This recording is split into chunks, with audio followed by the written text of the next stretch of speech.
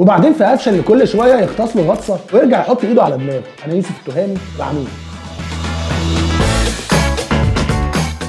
مفيش شك ان كل واحد فينا بيحب فرقته، بيبقى عنده شويه لعيبه كده بيحب لهم اي حاجه بيعملوها، ويوم لما بيغلطوا بنكتم جوانا شتيمتهم على قد ما نقدر، بس احيانا بتطلع، وبنحاول على قد ما نقدر كمان ما نجيش عليهم عشان بيبقى لهم رصيد كبير قوي عندنا. مع اني مقتنع ايا كان اللعيب ده بتحبه قد ايه، لو انت من الناس اللي متعصب لفرقتك وبتيجي على لعيبه غيره لما بيغلطوا الغلطه دي بتهينهم، لازم لما يعمل نفس الغلطه دي على الاقل يبقى ليك رد فعل. ما بنحبش النوم على بطننا، تمام؟ بتحبه وبتطبل له وكل حاجه، بس اكيد بتحب الفريق اكتر منه، مفيش مقارنه اساسا. النوعيه دي من الجماهير هي اللي احيانا بتبوظ اللعيبه على الجماهير بتاعتها وبيمنعوهم علينا، وفي امثله كتير قوي في الدوري المصري على كده، اللعيبه عندهم اكبر من نادي. بس انك تعتذر ده احسن بكتير من انك تبقى لعيب تعبان ومحدش بيحبك ومالكش رصيد وقليل الادب وبجح. بس هل كل مره هتبقى مقصر مع الفريق الجمهور مطالب انه يستحملك؟ يعني يا عم قفشه تبقى غاطس غطسه بقالك فتره كبيره محدش سمع عنك في الملعب، وتجيلك فرصه اخيره ترجع الاهلي تاني في ماتش مدريد وتضيعها وتتعامل عادي كأن مفيش حاجه حصلت. لا ده الجمهور ما كانش طايقك ساعتها، ولا اللعيبه ما بتفتحش النت غير وهي فوق. ولما تيجي تجيب جون في انبي والمقاولين واسوان وفرق الدوري بتاعتنا،